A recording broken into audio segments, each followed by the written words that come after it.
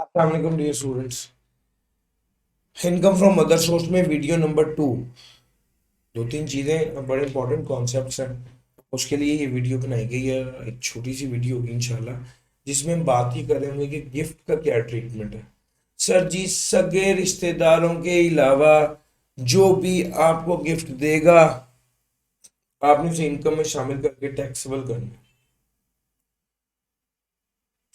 जो भी आपको गिफ्ट मिलेगा, कैश में मिला है तो वो टैक्सेबल होगा। अगर कोई और गिफ्ट मिला है, गाड़ी मिली है, प्लॉट मिला है, तो उसकी फेयर मार्केट वैल्यू जो कि उसके बराबर आपने इनकम जो है वो ऐड कर लेनी है under that income from other source, और उस पर टैक्स लगेगा। वो कहता है आपको अमाउंट या फेयर मार्केट वैल्यू जो आपने रिसीव किया है एज गिफ्ट या विदाउट कंसिडरेशन, तो वो आपकी इनकम में शामिल होगा। एंसेस्टर या डिसेंडेंट, सर जी इसको मैं ऐसे डिफाइन करता हूँ। सर दादा दादी, माँ बाप, बहन भाई, बेटा बेटी, पोता पोती, एक तरफ ये सारे हैं, प्लस अडॉप्टेड चाइल्ड। आपके या आपके स्पाउस के ये रिश्तेदार अगर आपको गिफ्ट दें तो वो आपकी इनकम में शामिल नहीं होगी, लेकिन इन सगे रिश्तेदारों के अलावा जो गिफ्ट दे वो आपकी इनकम में शामिल होगा और टैक्सेबल होगा, जिस तरह मर्जी दे। ये सगे रिश्तेदार, मैं इसको ऐसे डिफाइन करता हूँ कि सगे रिश्तेदारों के अलावा जो आपको गिफ्ट देगा वो आपकी इनकम में शामिल होगा और टैक्सेबल होगा। अडॉप्टेड चाइल्ड जब आपके साथ इतना अर्सा रहता है तो वो भी सगों वाला हिसाब हो जाता है, इसलिए उससे रिलेटेड जो गिफ्ट आया वो भी इनकम में, इन वो भी उससे रिलेटेड जो गिफ्ट है वो भी इनकम में शामिल नहीं होगा। सगे रिश्तेदार से जो गिफ्ट है वो भी इनकम में शामिल नहीं, उसके अलावा जो भी गिफ्ट है वो इनकम में शामिल होगा, टैक्सेबल होगा। सर पास पेपर में बड़ा कमाल सवाल है, एक बंदा है उसको सलामी गठी हुई है शादी में, तो क्या वो इनकम में शामिल होकर टैक्स होगी? The answer is yes. उसके बाप ने उसको नई गाड़ी दी है शादी पर, क्या वो इनकम में शामिल होकर टैक्स होगी? The answer is no. क्यों? सगे रिश्तेदार ने गिफ्ट दिया है, वो इनकम में शामिल नहीं होगा। सर जी अगला पॉइंट बड़ा जबरदस्त पॉइंट है, इसको जरा पढ़िएगा।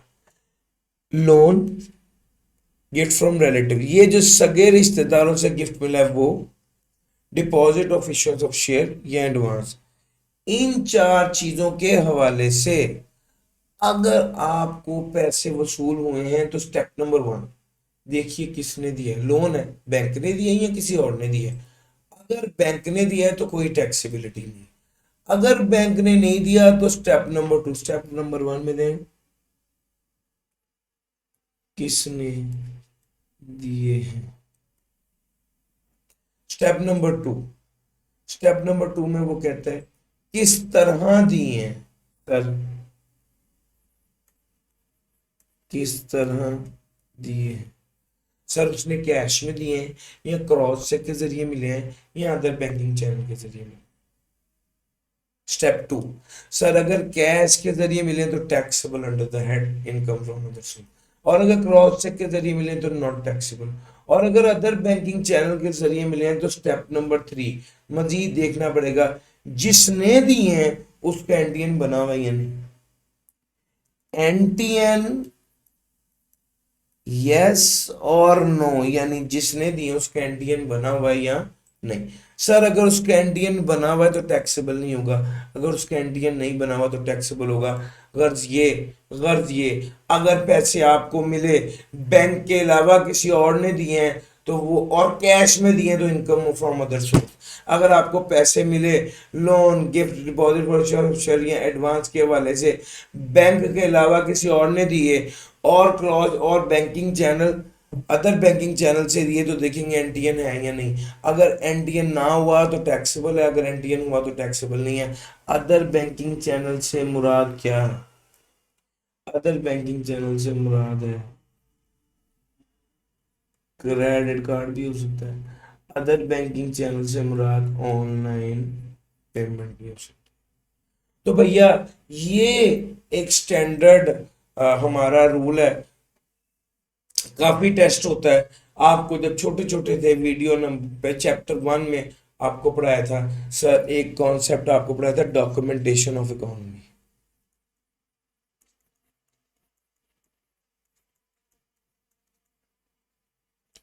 और वहां पर आपको बताया था कि जनाब डॉक्यूमेंटेशन ऑफ इकोनॉमी के तहत ये बेसिकली मकसद है टैक्स लगाने का कि जनाब लोग बैंक से ट्रांजैक्शन करें, कैश में ट्रांजैक्शन ना करें। और ये वाला रूल असल में इस ऑब्जेक्टिव की एप्लीकेशन है सर। ये वाला रूल बनाया गया है ताकि डॉक्यूमेंटेशन ऑफ इकोनॉमी को इंश्योर किया जाए।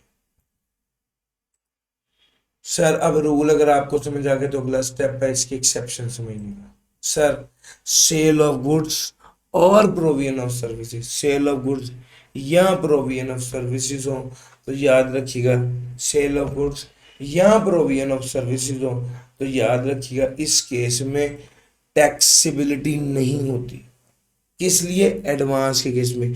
ये वाला जो एडवांस है ये आपने वसूल किया है सेल ऑफ गुड्स या प्रोविजन ऑफ सर्विसेज के हवाले से तो ये टैक्सेबल नहीं हुआ। एग्जांपल लीजिए सर, आई कैप की बिल्डिंग को पेंट करवाना था। मैं एक बंदे के पास गया, मैंने कहा जी मुझे 200 बाल्टियां पेंट की चाहिए, मैंने आई कैप की बिल्डिंग पेंट कराई। उसने कहा एडवांस दे, मैंने 10 लाख रुपया कैश एडवांस दे दिया।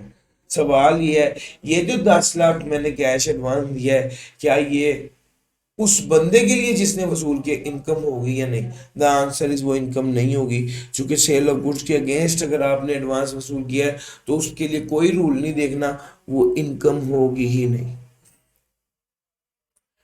अगर प्रोविजन ऑफ सर्विसेज के अगेंस्ट कोई एडवांस वसूल, मैंने एक बंदे को कहा कि ये पूरी आए कि आपकी बिल्डिंग पेंट कर दो, उसने कहा भाई 2 लाख एडवांस दे, हमने 2 लाख उसको एडवांस दिया। ये जो 2 लाख उसको एडवांस दिया है क्या उस वसूल करने वाले के लिए इनकम होगी या नहीं? द आंसर इज ये जो 2 लाख एडवांस दिए वो उस वसूल करने वाले के लिए इनकम नहीं होगी। क्यों? सर प्रोविजन ऑफ सर्विसेज के अगेंस्ट जो एडवांस वसूल किया है वो इनकम नहीं होती, और उस केस में ये वाला रूल अप्लाई नहीं करना। बस वो इनकम है ही नहीं, एडवांस हो, सेल ऑफ गुड्स या प्रोविजन ऑफ सर्विस हो तो उसके लिए वो इनकम होती ही नहीं।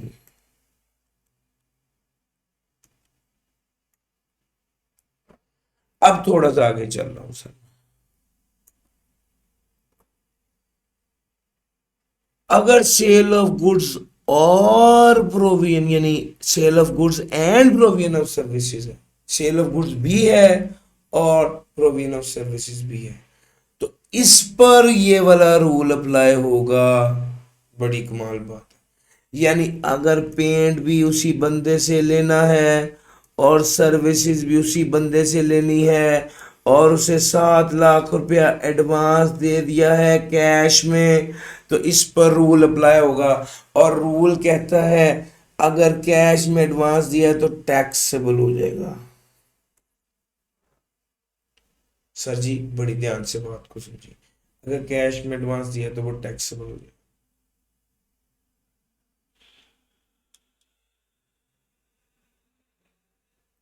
अगर कैश में एडवांस दिया तो वो टैक्सेबल हो जाएगा।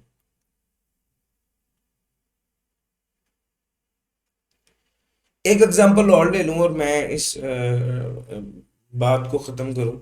सर मैंने नक्शा भी बनवाना था और कंस्ट्रक्शन मटेरियल भी लेना था।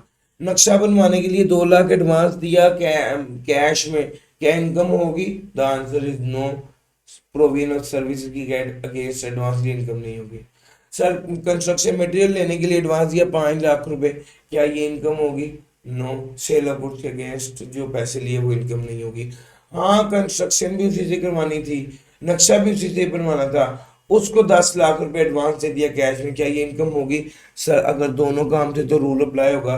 रूल कहते हैं कि कैश में पैसे दिए इनकम होगी, अगर क्रॉस चेक में पैसे दिए होते तो इनकम ना होती। सर ये रूल है इसका बड़ा बल्कि इनकम फ्रॉम अदर सोर्स में सबसे ट्रिकी रूल ये है, मैंने बड़ी डिटेल में आपको इसको ये समझा दिया।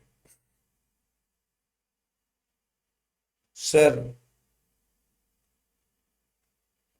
अगर मैं आपको हतमी 5 बातें बताऊं तो वो ये है कि बैंकिंग कंपनी से पैसे लेने पे कोई टैक्स नहीं है, क्रॉस चेक के जरिए कोई टैक्स नहीं है, कैश में लिए हैं तो टैक्सेबल है, अगर किसी बंदे से लिए हैं जिसने बैंकिंग चैनल के जरिए पेमेंट किया, उसका एनडीएन है तो नॉट टैक्सेबल, एनडीएन नहीं है तो टैक्स। ये 5 बात।